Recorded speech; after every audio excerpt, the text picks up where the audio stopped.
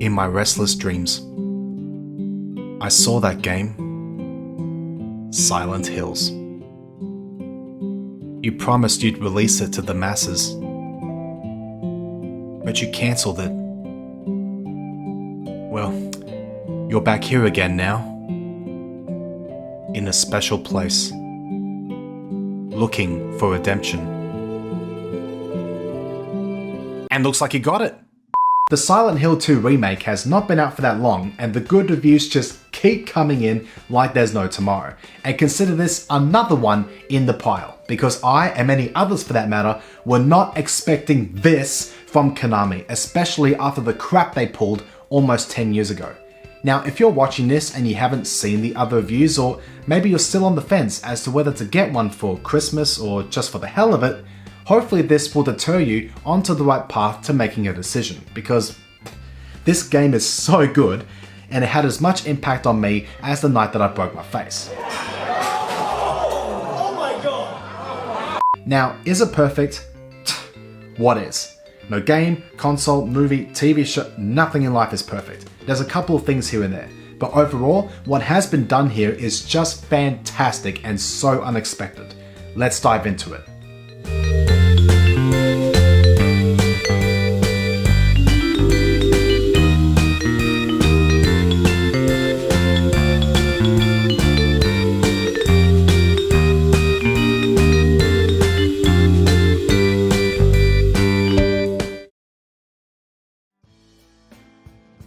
Twenty 2015 was just not a good year for fans of Konami. Everything from firing Hideo Kojima to cancelling the Silent Hills project and turning the series into a freaking slot machine, along with everything else in between, just built up an extremely rotten reputation with their supporters. The whole situation was an absolute mess. I'll have a few videos about the saga linked in the description below if you want to check those out. And for the last 8 or 9 years, Konami has just been in a realm of complete irrelevancy. But then, 2 game releases from the last couple of years caught gamers' eyes. The Metal Gear Solid Master Collection was released, which surprised a lot of fans but was ultimately looked at as a cash grab since there are better ways to play the original trilogy. But that will be for another video. And then, the Silent Hill 2 remake, which again surprised a lot of fans, but looking at the early images, expectations were not very high. But then the game released, and obvious changes were made, and suddenly, the Silent Hill 2 remake exceeded all expectations, so much so that it could possibly become Game of the Year. So how did Konami pull it off? Well, they didn't actually develop it themselves. They teamed up with Bloober Team, a polished video game developer that already had a mixed reputation when it comes to previous games that they worked on. Many people expected them to fail with a project this big, but instead, they excelled in a way that many of us were not expecting. Gameplay-wise, graphic-wise, feature-wise, it feels like an entirely new game without really deviating away from what made the original special, which is exactly how a remake should be done. The game also runs on the Unreal Engine, and when I told a few people about that, they accused Bloober Team of just being lazy, and I thought to myself, how can you say that, especially when a bunch of your favourite games and many other great games also came out on the Unreal Engine? Look at Dragon Ball FighterZ, Kingdom Hearts 3, Star Wars Jedi. The Final Fantasy VII remakes are being done on the Unreal Engine, and spoiler alert, the upcoming Witcher 4 is also being done on the Unreal Engine. And with Bloober Team still being an independent developer, using the Unreal Engine would have saved them a bit of money as opposed to building something from scratch themselves. They also did a really good job with the gameplay system. While I absolutely loved the original, for me it felt a bit clunky when moving around, especially when it came to combat. It was very basic and oftentimes difficult to dodge attacks. This time around, everything feels smooth and seamless. Things like switching from a gun to a melee weapon with just the press of a button, to being able to dodge oncoming attacks at the right time. People have said it feels similar to something like The Last of Us, and I have to agree with that. I went back and played The Last of Us and I did see the similarities between the two games. So if you enjoyed the combat system in The Last of Us, you'll find yourself in familiar territory here. Now I also know the combat won't be for everyone, as Silent Hill wasn't really made for combat in the first place. It was intended mostly as a last resort if there was no other way to get past the monsters. So there might be some diehard fans of the series that don't like the more combat-driven nature of this remake, and that's totally fine. The one thing I didn't like about the combat mechanic was the aiming system. It was kind of all over the place and was definitely a learning curve, and that's with the auto aim setting on. Turning it off, things do tend to get worse at times, so take the time to familiarize yourself with it and save your shots. One of the big things that made Silent Hill 2 on the PlayStation 2 a technical masterpiece was the use of the fog layer. I don't understand how the Xbox port messed this up pretty badly, but the PS2 version was just right and it set the atmosphere perfectly. In this remake, they did it again, and in some cases everything feels more spookier and tense compared to the original. One example I'd like to demonstrate is after first meeting Angela in the cemetery heading to Silent Hill. You're walking to the gate past the church. The original game has an audio track playing, which I personally don't mind as it leaves a feeling of how isolated the town is, and is kind of like the calm before the storm. While the remake is just ambient noise and with the right camera angle, leaves you with a sense of feeling isolated, uneasy and disturbed.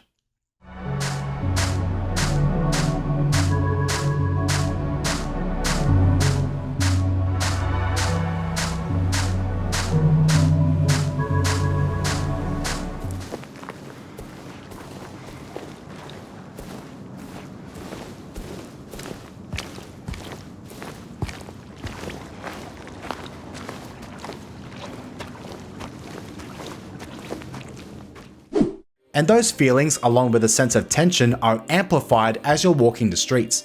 The ambient noise on the remake compared to the original? It's definitely on a different level.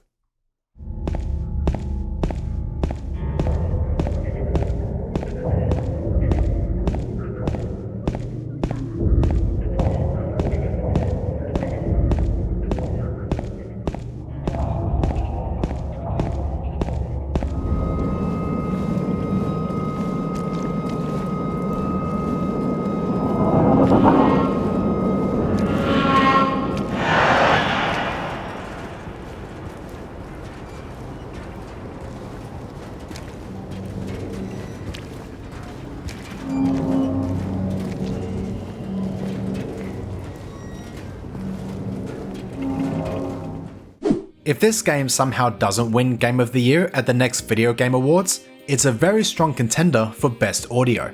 It's crisp, haunting, in some cases disturbing, and just downright satisfying. Speaking of audio, Akira Yamaoka is back. Well, his work anyway. The soundtrack was re-recorded and resampled by Bloober Team audio director Arkadiusz Wachowski, who did a fantastic job of resampling the soundtrack while still keeping the integrity of the original tracks. Those with a keen ear may have heard a couple of the re-recorded tracks playing in the background of this video. The Silent Hill 2 soundtrack is highly acclaimed, and usually whenever something special is replicated these days, it tends to fall flat and not capture that feeling we once had about it. But not in this case. What Arkadiusz did here is pretty incredible, and I cannot understate that enough. One of the main things I wanted to mention about this remake is the new voice acting. Who remembers the Silent Hill HD collection for the Xbox 360 and the PlayStation 3? For some reason they recorded new dialogue for that remaster and it was met with not so great reviews. Killing a person ain't no big deal. Killing a person ain't no big deal. Just put the gun to their head. Just put the gun to their head. Pow. Aren't you Maria? Aren't you Maria? I'm not your Mary. I'm not your Mary. It doesn't matter who I am. It doesn't matter who I am.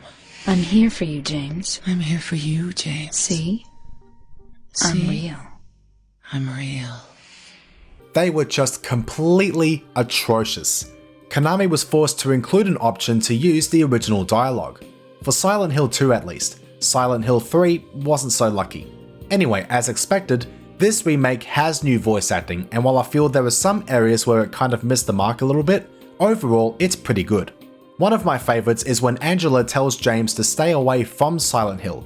In the original, it kind of came across to me as a slight concern, like when someone tells you, hey, maybe you shouldn't do that. Whereas in the remake, it felt more like an impact statement. Straight to the point, do not do it. I'm looking for Silent Hill. Is this the right way? Yeah. It's hard to see with this fog, but There's only the one road. You can't miss it. Thanks. But Yes? I think you'd better stay away. Yeah, I'm looking for Silent Hill. Is this the right way? Yeah. It's hard to see with this fog, but there's only the one road. You can't miss it.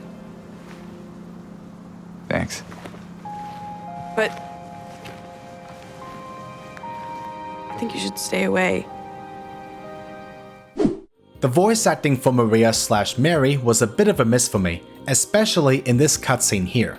It felt like all of the anger and emotion that was present in the original was just stripped away, and it didn't carry the same impact that it once had. Anyway? What do you mean, anyway? You don't sound very happy to see me. I was almost killed back there. Why didn't you try to save me? All you care about is that dead wife of yours. I've never been so scared in my whole life. You couldn't care less about me, could you? Anyway? What do you mean, anyway? I was almost killed back there. I have never been so scared in my whole life. All you care about is that dead wife of yours. You couldn't care less about me, could you? Now these are just my personal thoughts and feelings, and you might feel differently about my opinion. But overall, the voice acting is pretty well done in this game and is definitely better than the shoddy HD remaster. I do have to say one of my favourite things about this game is how it does differ from the original to feel like an entirely new game without deviating away from the original at the same time. What do I mean exactly?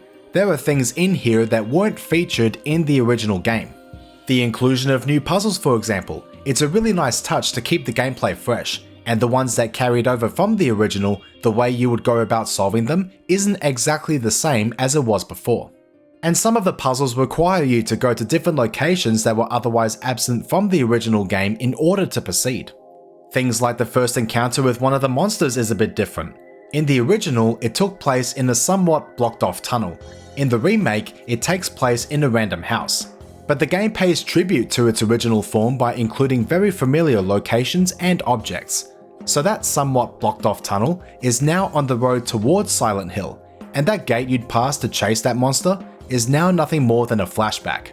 There is a bunch of these little tributes that are scattered throughout the town, so keep an eye out. And the town is a lot more interactive than the original was. You can smash windows of cars and loot any health packs or ammo that may be present, and you can also do the same thing with some buildings. And to me, this feature teaches the player that it may be in his or her best interest to explore every angle and every street possible, because you may never know where your next much needed health pack or ammo supply will be.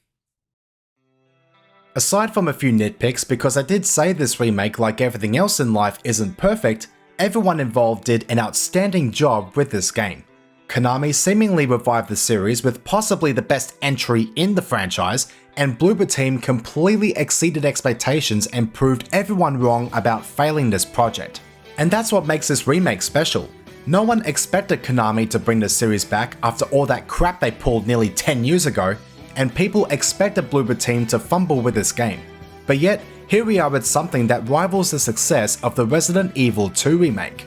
And the game continues to improve both performance and visual-wise with every patch release.